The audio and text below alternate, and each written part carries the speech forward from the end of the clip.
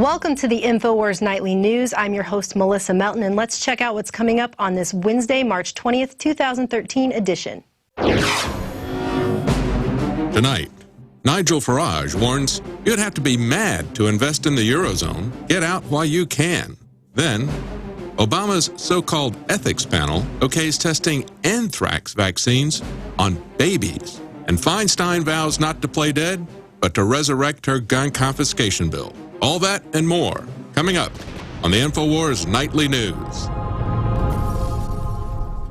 In our first story tonight, Nigel Farage has a message for Europeans. Get your money out while you can. It can't afford Cyprus to fail, it can't afford Greece to fail, Portugal, Spain or Ireland. They know that once one country goes, the whole deck of cards will come tumbling down. Do not invest anywhere in the Eurozone. You've got to be mad to do so because it's now run by people who don't respect democracy, who don't respect the rule of law, who don't respect the basic principles upon which Western civilization is supposed to be based. They are propping up a Eurozone which in the end is going to collapse in disastrous failure. And I would go ahead and add, it's not now run by those people, it's always been run by those people. That's not new.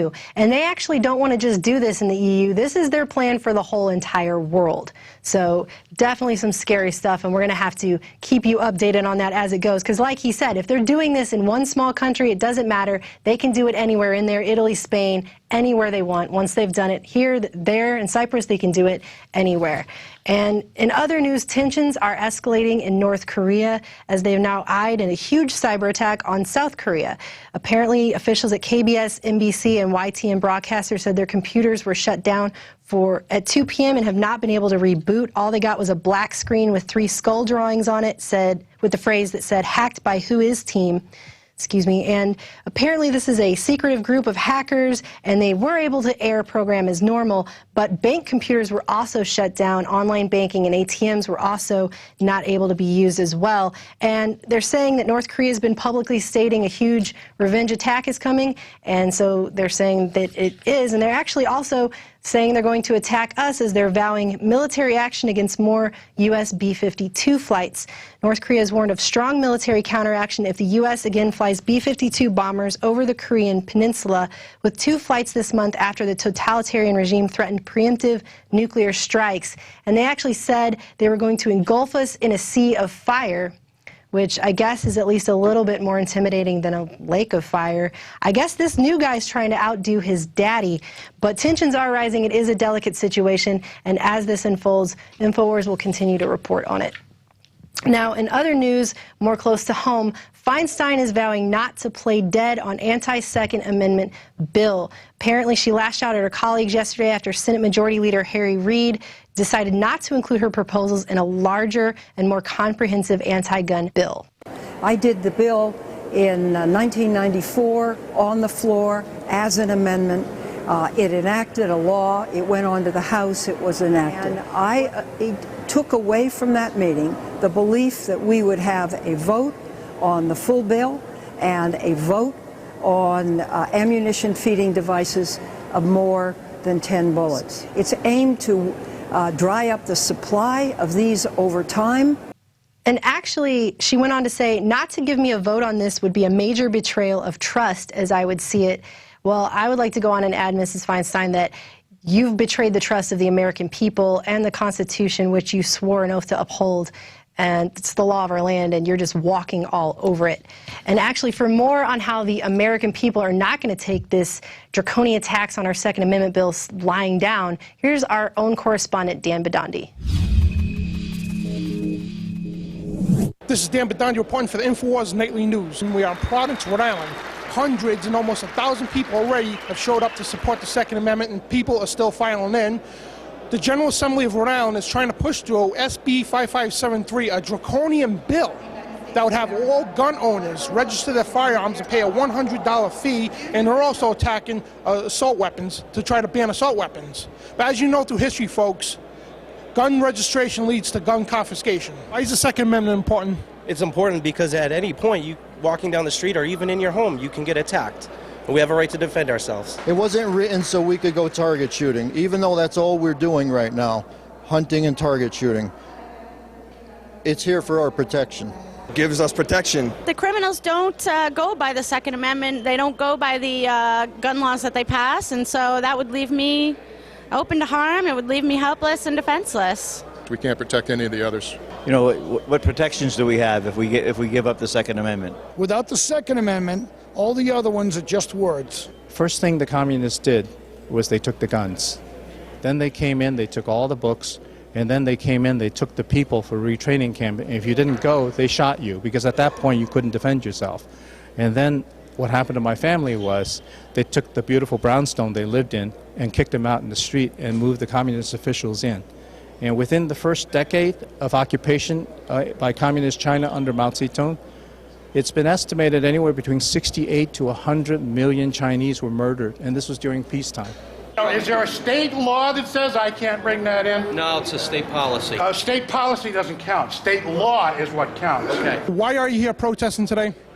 Well, I'm actually here protesting the Second Amendment killing legislation that they're trying to pass at the Rhode Island State House, and I'm also here as a citizen journalist because I fear that the mainstream media does not cover it properly, so I'm here to make sure they do. I'm here to protest the anti-gun legislation that they put forth in Rhode Island that would charge me $100 per gun and force me to register my guns, which would give an unlawful list of gun owners in case they ever wanted to confiscate my guns, which it's unconstitutional. The Rhode Island Constitution states in one sentence, the right to bear arms shall not be infringed. It's one sentence, and they have no right to any further legislation. They've already gone past what they have the right to do. Anybody here think I should not be allowed to carry an empty 69 caliber 300-year-old musket into this building? No.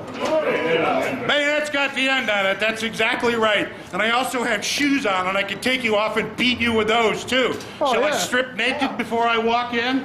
It has a bayonet on it for a reason. You believe the gun registration will lead to confiscation? I just believe gun registration, it's against our Constitution, and people have a right to own a firearm. On this right-hand column, the overwhelming majority of law-abiding Americans who own firearms, and there's about 80 to 100 million of them, and I among them, and we own something like 300 some odd million guns. We own them legally and we use them responsibly. I have a lot of friends in Germany, having served there for 3 years, and they're all really nice people. And yet in that society, the Nazis rose to the top. The same element exists in this society, and they're standing right inside wearing gold badges.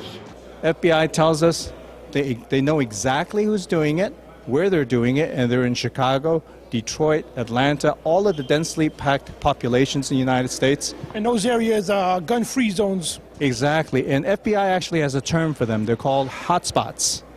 And they identify them as hotspots because they're concerned about a growing drug cartel influence in those zones. And what happens is that's why you have all those street gang murders and gangbangers. Well, you know what? When the revolution happens, people like you are going to be brought to justice and tried for treason. If you uphold these unconstitutional laws, I'm telling you right now, that's what's going to happen. You're the chief of police of Providence? Capitol Police. Yeah. Oh, even lower. That's unbelievable. Very good. I'll find out his name. Once again, the Second Amendment is being attacked right here in the state of Rhode Island.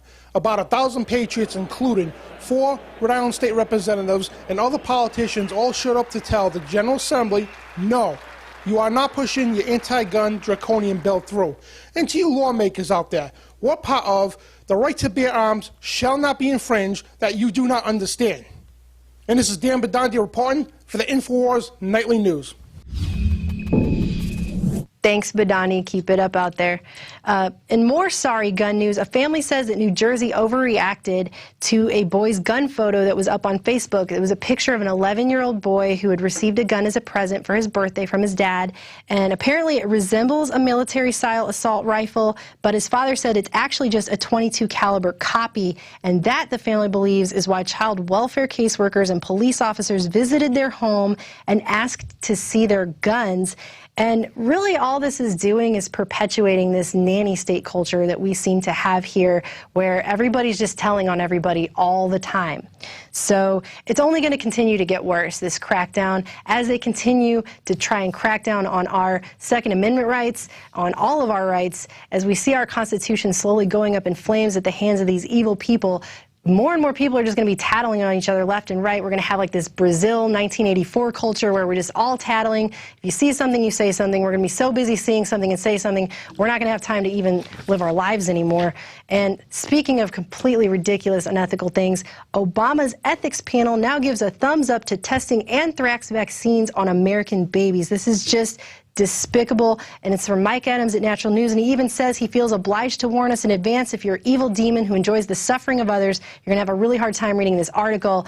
And it is, but you need to read it. They're basically going to start using American babies as guinea pigs to test bioweapons anthrax vaccines because a presidential ethics panel has now said that that's okay to do. Never mind the fact that when's the last time you saw a baby getting anthrax just down here on Main Street, USA? Does that just happen all the time? I don't think I've ever seen that. This is ridiculous. And they're even saying this is going to be more moral harm for us as a nation and suffering for the children.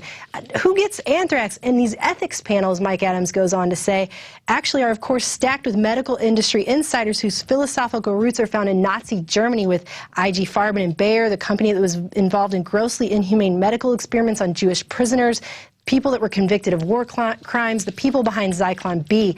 And we're just seeing this medical tyranny openly just unfolding everywhere. I actually also read that last year the American College of Obstetricians and Gynecologists has updated their committee opinion on pregnant women receiving tetanus vaccines. Used to be pregnant women didn't get any vaccines. Now they're saying you can get up to 3 vaccines while you're pregnant, which happens to just so coincidentally be the same vaccine that the World Health Organization has been testing a birth control vaccine on by adding HCG to it, and then it causes women to spontaneously abort their children. So these things are just continuing. It's crazy land, open season medical tyranny just unfolding everywhere, and we will keep you up to date on that. And actually, coming up in the break, I have a news bulletin on some of the crazy new big pharma drugs that are coming out. Pretty much everything now is a disorder or something they can treat you medically with pharmaceuticals for. It's amazing. They actually even have something called shift work disorder now, that if you work a night job and you're sleepy because of it, you need drugs. Pretty soon you're going to wake up in the morning and they're going to say, here, have a prescription. You got up today. I mean, it's amazing. It's insane. And actually switching gears now, South by Southwest just came through here in Austin, Texas. That's a music, movies, and technology festival that comes through every year. Is a pretty big deal. Lots and lots of people down there. And fellow reporter John Bound and I decided to go on down there and just ask a few people if they would feel safer if the TSA was there to inspect everyone. I'm Melissa Melton. I'm here with John Bound for the InfoWars Nightly News, and we're here in downtown Austin to ask people attending South by Southwest whether or not they'd feel safer if the TSA was here to grope them and search their stuff. And do they realize that their Fourth Amendment is being violated every day in this country? And do they even realize what their Fourth Amendment is? We're just down here at South by. We're asking people if they would feel safer if the TSA was here to grope them and search their bags. Yeah, I think it'd definitely be safer. I think it might be a little bit of an inconvenience, but, you know, if it's for your safety, then it'd definitely be worth it. Yeah, I mean, there's so many people here, you never know what they're going to be carrying in their bags and stuff. How would you feel if TSA was down here groping everybody and checking security? It'd be crazy, man. Yeah. It would be all right, I guess. You wouldn't want to be groped by TSA? No, not at all. Maybe. I mean, I guess if people had guns, yeah, I'd feel a little safer. This is no place for the TSA. Keep your square asses at the airport. Bust my balls at the airport, don't bust my balls at South by Southwest. I think the TSA is one of the worst agencies in our entire government. It's poorly run by a lot of people who are barely educated. I mean, you know, you look at the scanners, and they're going to be the first ones getting the horrible cancers from it.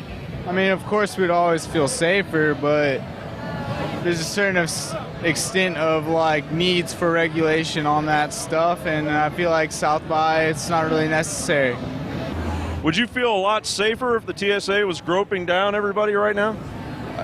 No. It might feel good, though. Do you know what the Fourth Amendment is? Is it not the freedom of stuff? Are you guys familiar with the Fourth Amendment? Yes, I am familiar with the Fourth Amendment. What is it? I can't tell you right now. That'd be a violation of your Fourth Amendment rights, wouldn't it? Yes. The Fourth Amendment says we have the right against the search and seizure of our own private property. I agree with that. So what they're doing is unconstitutional. Sure. It's un-American. Sure. And it just reflects right there in your helmet. I agree. Don't you think that's a violation of your Fourth Amendment rights as a U.S. citizen? Well, yeah, that's true. Yeah. That's true because we're out in public, so it shouldn't be, they shouldn't have no reason. Would you be worried it'd violate your Fourth Amendment if they were here? Well, like I said, when it comes to safety, you can't really satisfy everyone. People are going to be upset about it taking a little bit longer to get into places or taking things that belong to them. But in the long run, if it means saving a life, then, it's worth it. I don't think all of these people here realize that eventually the TSA will be at events like this. We've already seen they started out in the airport, then they moved on to bus stations, train stations. Now in Houston, they have TSA spies riding the public city buses, and they were at the Obama inauguration checking people out, and eventually they will move into large public events like this. We've already seen them even at football games. Where will it end? Where's it going to stop? Is it going to stop at the grocery store? Is it going to stop at the mall? Is it going to stop on our front door? Down here at Lamar Boulevard at the Amtrak station, the TSA has been doing random searches of people's bags. How do you feel about that? I don't think that's a good idea. They might find stuff that we don't want them to find. Well, they actually showed up at the Lamar Street Amtrak not that long ago for a surprise inspection. Really? So they're moving out of airports. They're not just in airports anymore. Oh, wow. I thought that's what the police department was for. I think we're standing here wondering what happened to the American people. We went out on the street. Nobody really cares. The most important thing to them is their trendiness, the latest music to put in their ears and go into a trance-like state and be induced by commercialism. That's what's important to people. And one day, all of that commercialism will be gone, and you'll be in a prison camp. And there won't be any commercials in the prison camp because you gave up on the Bill of Rights. I mean, what kind of constitution do we have anymore? It's supposed to be the law of our land, and yet, there's free speech zones everywhere. We have the trespass bill. We can't film the police without being harassed or arrested. Our government can disappear and detain citizens indefinitely under the NDAA. They're using drones to spy on us and murder innocent people in other countries. They spy on all of our personal communications, our emails, our phone calls. They're building a $2 billion NSA data spy hub on our dime to spy on us. The government hides any action it wants just by saying it's national security. It can do whatever it wants as long as it's national security. And it basically ignores all the limitations that were put in place by the people who created the Constitution to begin with to limit the government. Reporting from downtown Austin, I'm Melissa Melton. And I'm John Bound for InfoWars Nightly News. And that's it for the news portion of tonight's broadcast. Stick around after the break as David Ortiz interviews Mayor Eva Galambos about her privatized city. But first, let's go to the quote of the day. Nothing is so boring as having to keep up a deception. Edward V. Lucas. And that actually goes along with another quote, if you never lie, you never have to remember anything. I don't remember who said that actually, but it's actually very true.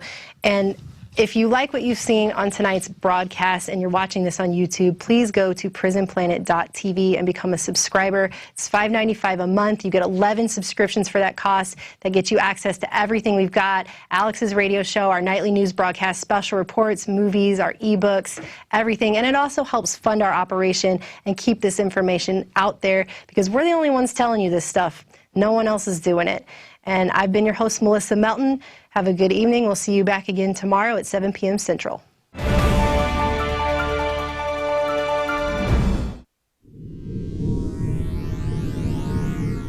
I'm Melissa Melton with an InfoWars News Bulletin. Colorful big pharma ads on almost every TV channel urge us all the time to ask our doctor today if a drug is right for us. Products like Avanir's Nuedexta, a drug FDA approved for a disorder characterized by involuntary sudden frequent episodes of laughing and or crying. Avanir's website admits the mechanism by which the drug exerts therapeutic effects in patients is unknown. Another drug, Nuvigil, is prescribed for something called shift work disorder, which the drug's website claims is a medical condition that can now be diagnosed and treated by a doctor. Shift work disorder occurs when someone works an overnight job, causing ES, or excessive sleepiness, which is also apparently a disorder now. A warning included at the top of every page of the site claims the drug may cause serious side effects, including serious allergic reactions that may affect parts of your body, such as your liver or blood cells, and may result in hospitalization and be life-threatening. Many pharmaceuticals only tend to mask symptoms while creating other negative side effects.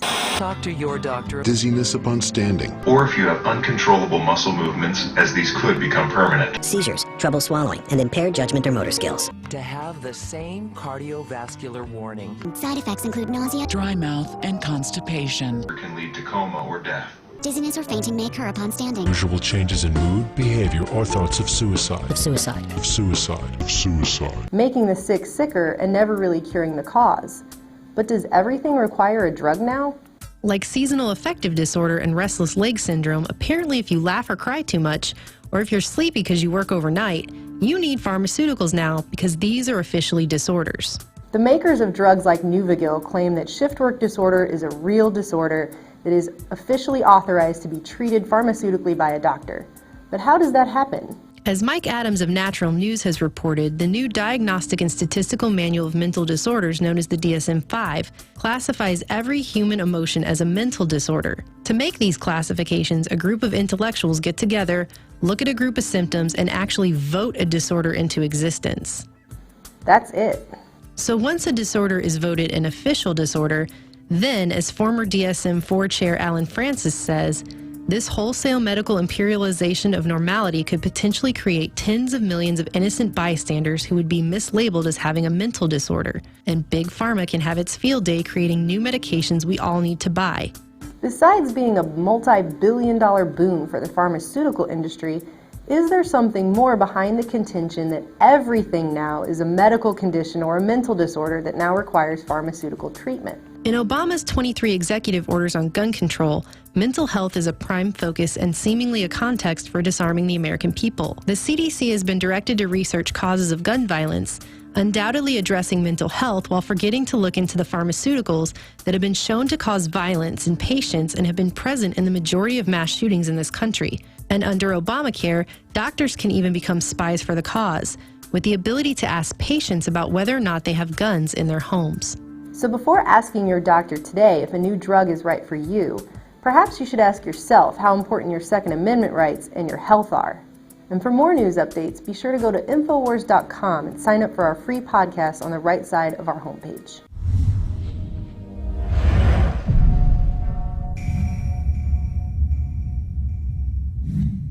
I'm Darren McBreen, and these are some of the new items that are available now at InfoWarsShop.com. Alert the public to Obama's blatant abuse of power with the new Obama t-shirt. Obama's Joker face on the front and come and take it on the back. It's time to publicly call him out for what he is, a tyrant. Defend the Second Amendment with our top seller Come and Take It t-shirts. And look at that, women's cut tank tops and t-shirts now available. Nice hat. Plus the Don't Tread on Me flag. And now you can become a micro distributor of the InfoWars magazine. Plus, get your own copy delivered right to your door each and every month. And if you're tired like I am of you and your family being exposed to polluted drinking water, get the Pro One High Performance Water Filter. It gets rid of all pathogenic bacteria, cyst, fluoride, heavy metals, and numerous other contaminants. So join the revolution at InfoWarsShop.com.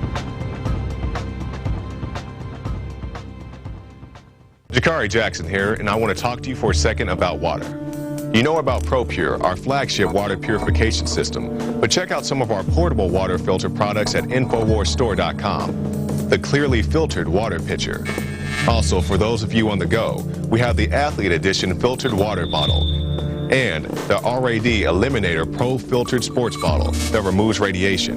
And keep in mind, we have replacement filters for all of these products. The ever-popular grab-and-go bag favorite, the Life Straw, the Crystal Quest shower filter system, and the Aquapod kit, great for mass storage of water. And while you're at the InfoWars shop, pick up a copy of our latest book, 31 Days to Survival.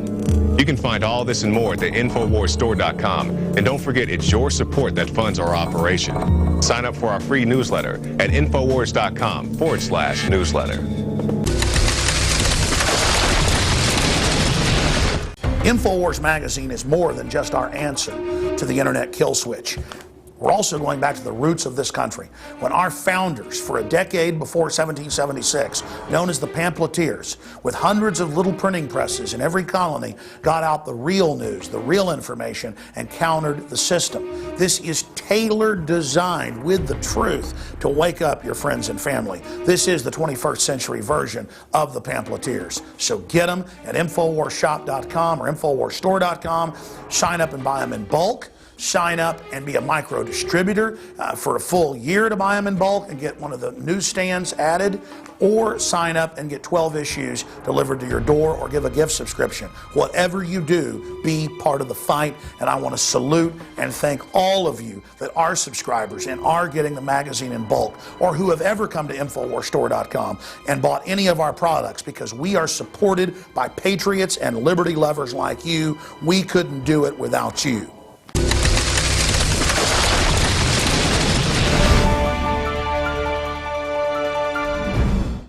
Welcome back. We are now joined by Mayor Ava Galambos. She's the mayor of Sandy Springs, Georgia. It's a suburb of Atlanta.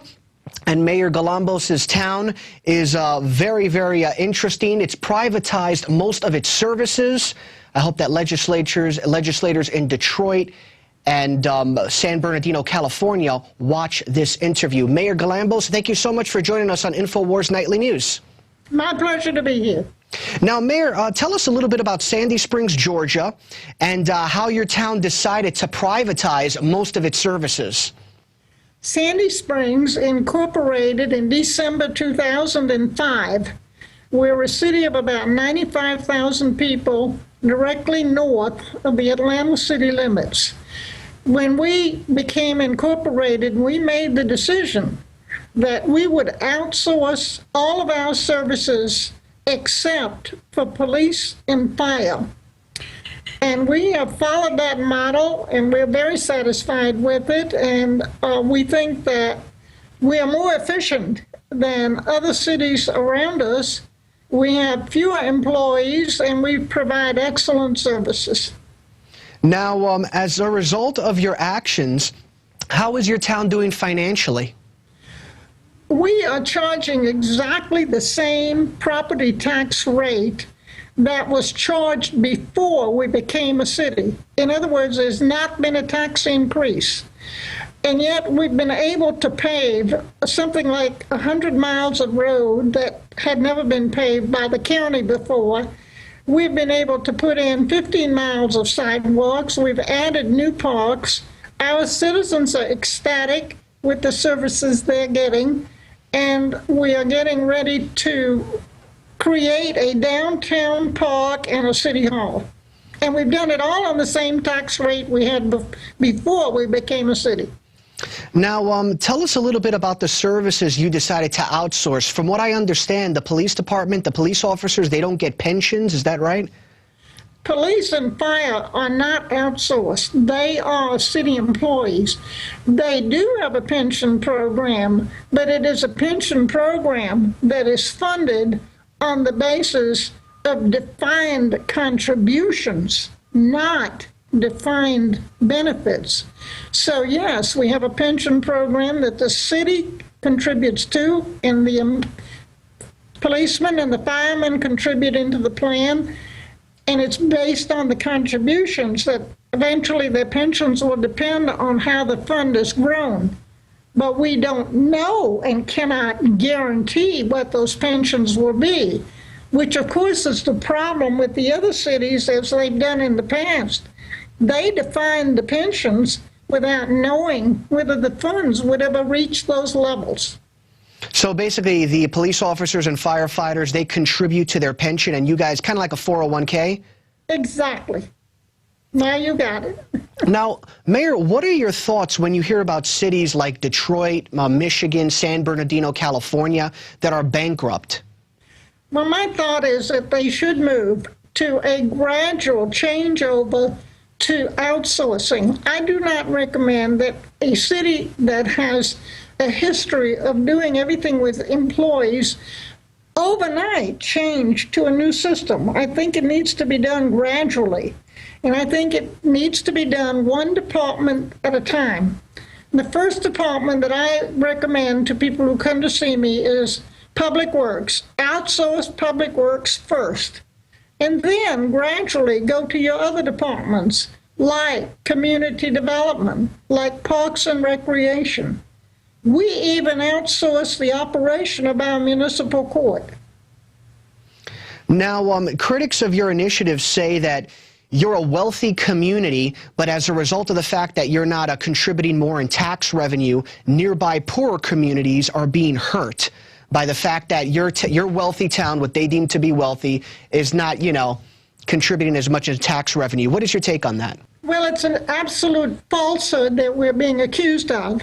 We pay taxes to Fulton County, and Fulton County is the provider here of income redistributive services. By that I mean the indigent hospital. By that I mean the welfare programs. By that I mean the jail. These are services that the county provides, and we pay the same taxes to the county for those services as we did before we became a city.